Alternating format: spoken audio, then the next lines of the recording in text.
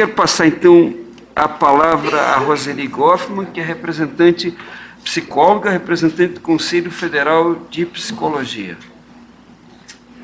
Gostaria de saudar o procurador Aurélio Rives, ao GT de Comunicação Social, em nome de Domingos Sávio Dreste, e aos demais companheiros de mesa de tantos encontros e de tantos embates e de tantas diferenças, né? E no sentido da aceitação da diferença e da progressão do projeto democrático do país, me parece que essa audiência ela é um fato inédito.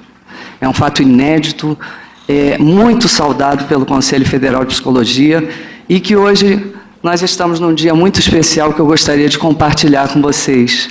Hoje é dia 27 de agosto de 2012. Hoje a categoria dos psicólogos completa 50 anos a partir da lei que criou a nossa profissão.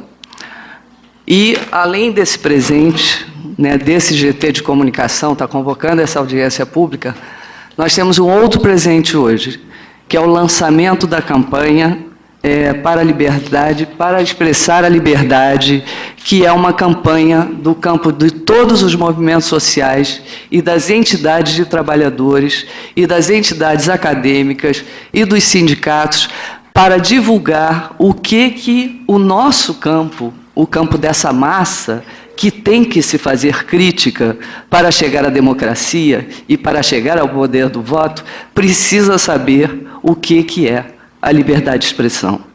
Então, dessa forma, certamente na próxima pesquisa que o IBOP fizer, teremos outros formadores de opinião que saberão o que essa discussão que está sendo feita aqui representa para o Estado democrático de direito. E isso falando, os companheiros que me antecederam foram claros nas argumentações. A única argumentação que eu queria ponderar nesse momento é que quando ligo a TV aberta, que é a TV aberta, sem dúvida alguma, que produz a melhor programação que nós temos na TV aberta, eu vejo 3 programas. Um é Ana Maria Braga, o outro é Bem-Estar e o outro é o programa de Fátima Bernardes. Todos os 3 programas são jornalísticos, nenhum deles fala com a criança. Nenhum deles. Então, eu queria ressaltar isso. E nossas crianças hoje estão vendo programas jornalísticos e informativos, que são esses 3 programas que são diários, na rede que está aí retransmitindo para 11 mil retransmissoras. Então, Castelo Rá-Tim-Bum e Sítio do Pica-Pau Amarelo, mesmo Carequinha, mesmo o Teatrinho Troll, que foi da minha infância, que era uma maravilha de programa, há muito tempo que a TV aberta nos deve um programa dirigido à criança e aproveito publicamente para solicitar que tá bom, a publicidade banca esses programas, cadê? Gostaria que se apresentasse que programa infantil nós temos hoje na rede hegemônica que mais fatura publicidade, inclusive oficial. E a partir desse debate, dessa convocação para o debate, eu vou falar da infância. Porque eu fico pensando, meus companheiros que me antecederam foram tão claros nas argumentações, que eu vou fazer a argumentação pelo campo da filosofia e da psicologia, até homenageando tanto a campanha da liberdade de expressão, quanto a minha categoria que completa 50 anos, e o PL 5921, que já está no 11º aniversário. A infância, a nossa e a do mundo, tal como foi visto durante séculos pelo ideal humanista, não está, não existe, foi-se, dificilmente retornará. Talvez ela nunca tenha existido. Essa alma sem linguagem, afásica, titubeante, sossobrada, atordoada, descompassada, colecionadora, sonhadora, ingênua, voltada para si em seu próprio mundo, enroscada nas próprias sensações, corresponde a uma época distinta de hoje. Essa fala é de um educador, o Carlos Clear, que inclusive faz parte do último livro publicado dele. É uma maneira de referir-se à infância como uma coisa construída. Desde do Philippe Arrier, quem estuda infância teve com esses livros nas mãos, que é um livro que fala da história da família, sabe que só a partir do século XVIII que a noção de infância foi aparecendo. Porque existia uma classe trabalhadora, os meninos, as crianças eram tratados igualzinho qualquer trabalhador.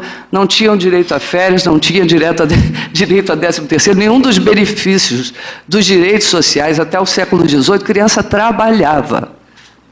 Criança trabalhava igualzinho qualquer trabalhador. Então, a infância, ela vem sendo construída a partir do século XIX. Essa noção de infância que nós estamos pegando aqui dizendo que não existe mais. Por que a gente está dizendo que essa infância não existe mais? Eu vou usar uma metáfora que vai nos ajudar.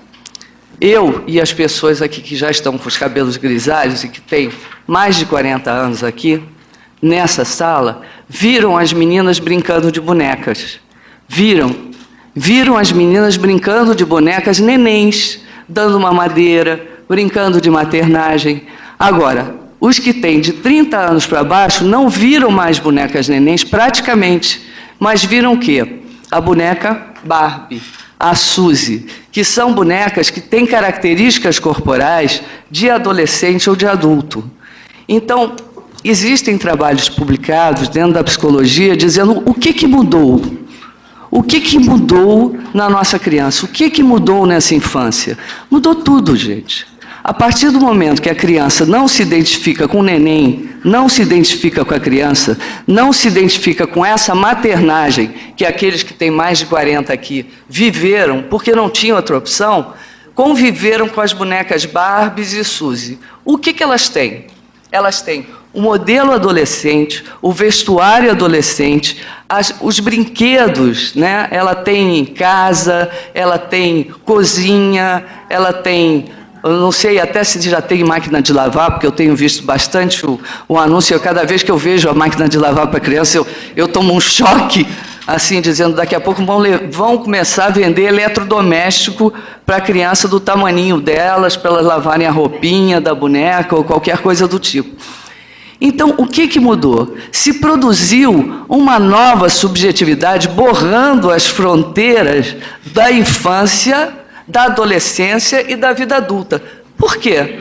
Porque o mundo necessita mesmo que a cadeia produtiva ela se dê, ela se organize. Então, se produzem coisas, produtos que precisam ser comprados. Mas esse mercado, como é que ele se ampliaria? Como ampliar esse mercado de compra e venda de produtos? Se produz, tem trabalhadores que estão lá nas fábricas produzindo as Barbies, as Suzys, as bonequinhas que têm que ser vendidas, eles alimentam sua família e têm direito a bem-estar social por conta desse trabalho, mas o que acontece? Se vai fazer a propaganda e a publicidade para essas mesmas crianças que estão perdendo a infância. Então, você veja que, em vez da gente ter um ciclo de produção virtuoso, a gente tem um ciclo de produção viciado. Viciado porque ele vai aos mesmos. Porque ainda existe aqui no país, embora a gente tenha tido grandes modificações nos últimos 10 anos, em termos de renda, ainda existe um mercado que é privilegiado na aquisição de produtos. E os produtos mais econômicos, os produtos mais baratos, apesar de ter aqueles saquinhos todos com os personagens, eles são os produtos mais saturados de sal, açúcares, etc., como a Renata aqui tão bem ilustrou. Então, na verdade, não se produz um ciclo de consumo virtuoso, se produz um ciclo de consumo vicioso que rouba e interrompe a infância das nossas crianças. Isso eu acho que é o mais grave. E hoje a gente atravessa... Eu vim agora de uma outra agenda na Assembleia Legislativa sobre violência sexual. Aí vocês devem estar se perguntando, mas será que isso tem a ver alguma coisa? Tem, gente. Uma erotização da infância. Vocês viram, inclusive aqui nos... Eu tenho que fazer uma brincadeira com vocês. Quando a gente não sabe o que é um anúncio, é porque é um anúncio de banco, né? Quando a gente não entende muito bem. Então, tinha uma criancinha despida na parte de cima para anunciar uma companhia de telecomunicações. E tinha uma outra criancinha, né, anunciando, bem linda, anunciando um banco. Então, essas coisas, elas são sedutoras, esses anúncios são belos, as criancinhas são magníficas, elas exibem seus corpos lindos, maravilhosos, brilhantes. Isso também é seduzir, isso também é erotizar. A gente assiste a isso e quase banaliza esses acontecimentos. A gente não consegue mais enxergar o quanto essas mensagens produzem uma infância que é uma coisa diferente daquilo que a gente chama infância. É uma coisa nova, é uma coisa que a gente ainda não definiu, mas é uma coisa que é erotizada, é uma coisa que é compelida a desejar produtos que não necessita, e cada vez isso se acentua mais, e cada vez os produtos mais econômicos têm mais altos teores de alimentares inadequados, como já foi visto aqui. E o que precisamos? Precisamos de fazer acordos mínimos. Querer dizer que porque há lei e porque há CONAR, há espaço público e há controle público, é uma ilusão. O que a gente argumenta para o CONAR é que o tempo que o CONAR leva para fazer o seu procedimento já foi o tempo da campanha publicitária, porque a campanha publicitária ela precisa de um tempo cada vez mais veloz para colocar cada vez mais produtos e para conseguir que essa cadeia produtiva tenha mais esse círculo que eu estou chamando de um círculo viciado. Viciado porque ele vai aos mesmos consumidores. Queria lembrar também, tem até um programa que eu gosto de assistir com o meu neto, que eu tenho neto. Eu acho interessante a gente ver o que a publicidade faz com eles ao vivo. E ele, toda vez que ele vê um programa, uma nova publicidade, um novo produto, um biscoito, uma coisa que ele quer, ele fala, está vendo comigo? Ele fala, compra, vó. Aí eu me dou o trabalho de dizer que o dinheiro não dá para comprar tudo que a criança quer e que ele já tem tais brinquedos.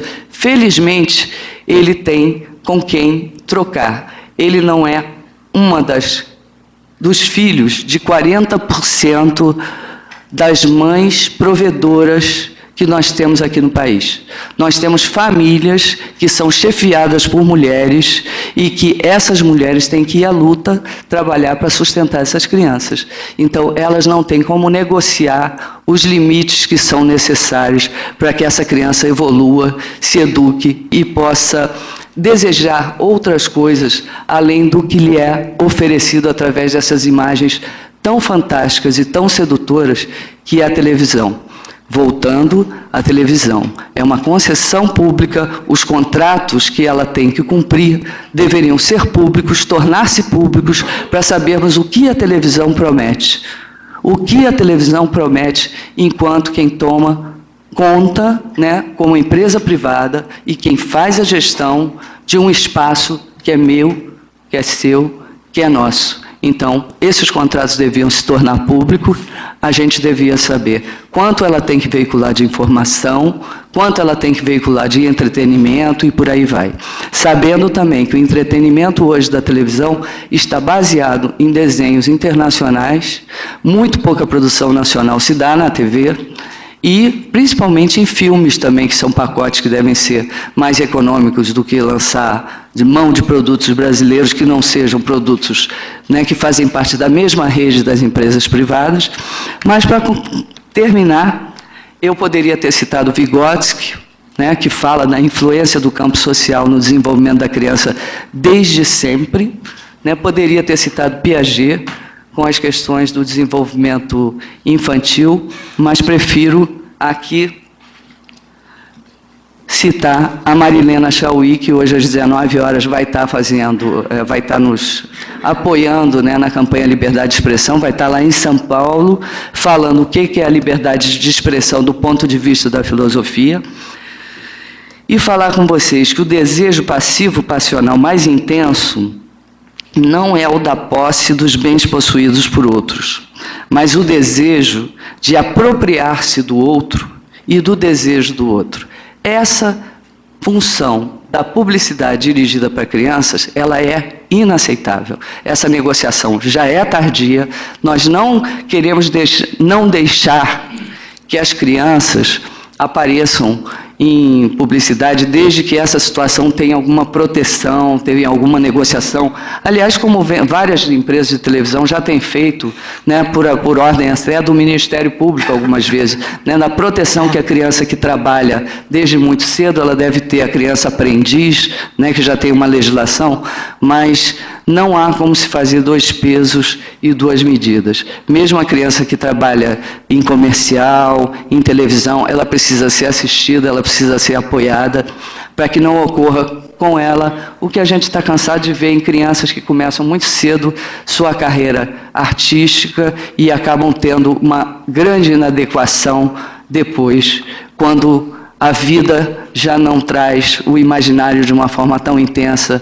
como a vida de ator e de televisão. Então, nesse sentido, eu acho que sim, está mais do que na hora dos três segmentos, digo, Estado brasileiro, eu digo, empresas que tomam conta das concessões públicas que nos pertencem, e a sociedade como um todo negociar esse projeto sem falácias, sem mentiras e para a direção do país democrático que todos nós merecemos. E com isso eu concluo minha fala. Muito obrigado.